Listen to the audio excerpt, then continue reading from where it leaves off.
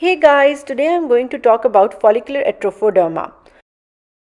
If you guys are visiting my channel for the first time, my name is Dr. Namra Aziz. I'm resident dermatology. I make a lot of educational content. Don't forget to subscribe to my channel and also follow me on Instagram at Dr. Namra Aziz.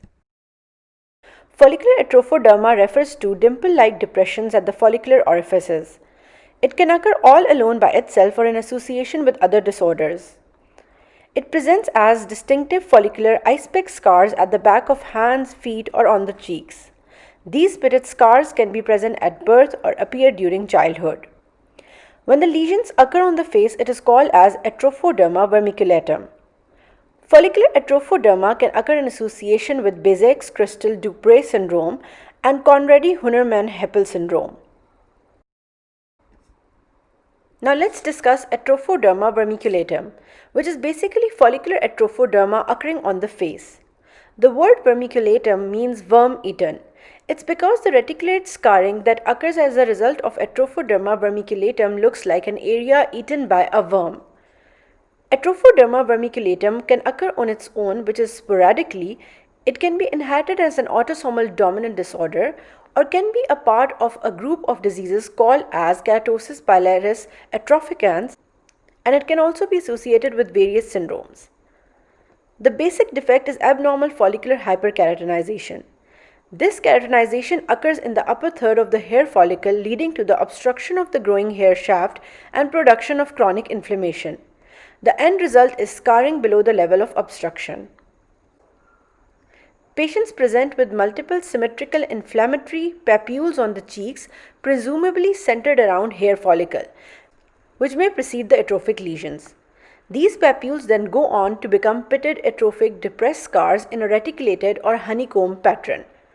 The severity of erythema varies, as does the presence of milia and horny follicular plugs. Lesions can extend to the forehead and preauricular region. It occurs during childhood or less often during puberty. Both genders are equally affected and it usually has slowly progressive course. Like I said before, atrophoderma vermiculatum can occur in association with a group of diseases called as keratosis pilaris atrophicaans. Some people consider atrophoderma vermiculatum to be a subtype of keratosis pilaris atrophicaans. Keratosis pilaris atrophicaans is a group of related disorders characterized by inflammatory keratotic papules that may result in alopecia and scarring. This group includes two diseases, eulerythema oophriogenes, which is also called as keratosis pilaris atrophicaans faciae, and keratosis follicularis spinulosa decalvans. The word eulerythema means scarring plus redness, and oophriogenes means eyebrows. So eulerythema oophriogenes differ from atrophoderma vermiculatum by affecting primarily lateral portion of eyebrows in the form of erythema, follicular papules, and alopecia. Keratosis follicularis spinulosa decalvans, on the other hand, begins during childhood as keratotic follicular papules on the malar area and progresses to involve eyebrows, scalp, and extremities, with associated scarring alopecia. We know the word decalvans refers to destruction of hair root and scarring alopecia. So it's easy to remember associated scarring alopecia on the scalp, eyebrows, and extremities. In most patients, this disorder is inherited as an X-linked recessive fashion. So for a quick understanding, follicular hyperkeratotic papules on the cheeks which evolve into follicular depression in honeycomb or worm-eaten pattern is called as atrophoderma vermiculatum. Follicular hyperkeratotic papules limited to the eyebrows resulting in atrophy and permanent loss of the involved hair is eulerythema oophriogenes. Follicular hyperkeratotic papules leading to scarring alopecia of eyebrows, scalp, and extremities is keratosis follicularis spinulosa decalvans. Syndromes associated with atrophoderma vermiculatum include Rombo syndrome, Nicolau-Baylis syndrome, and Louise-Dietz syndrome. In Rombo syndrome, there are milia, telangiectasias, basal cell carcinoma, hypotrichosis, acrocyanosis, and rarely trichoepithelioma. In Nicolau-Baylis syndrome, there are syringomas and milias. The differential diagnosis of atrophoderma vermiculatum includes atrophia maculosa varioliform cutis, keratosis pilaris rubra of the cheeks, and erythromelanosis faciae. In atrophia maculosa varioliform cutis, there are small, round, varioliform and linear facial depressions. It occurs spontaneously on the cheeks and occasionally involves the forehead and chin. There is gradual increase in the number of lesions, but there are no preceding inflammatory erythematous papule like the one we see in Atrophoderma vermiculatum.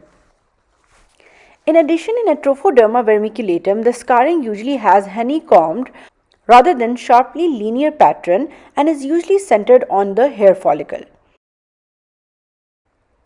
Erythromelanosis faciae et coli, on the other hand, presents with follicular prugging, erythema and pigmentation. There is no associated atrophy in erythromelanosis faciae et coli, and there is no erythema and hyperpigmentation in Atrophoderma vermiculatum. Ultraviolet protection is encouraged since the condition is often photoexacerbated. This disorder is primarily a cosmetic problem.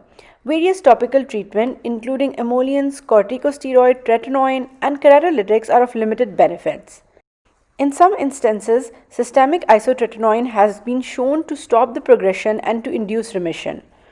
Dermabrasion, laser therapy with carbon dioxide and pulse dye laser and fillers have been used. Hyaluronic acid and autologous fat are other options for improving the appearance of the atrophic scars. So basically, Atrophoderma vermiculatum is a type of follicular atrophoderma that occurs due to follicular hyperkeratinization leading to the inflammation and scarring. It can occur all alone or in association with keratosis pilaris atrophicans group of disease or in association with Rombo, Nicolau-Baylis and Lewis-Dietz syndrome. Thank you so much for watching my video. Don't forget to subscribe to my channel and hit the bell icon to get notification. Also follow me on Instagram at Dr. Namra Aziz.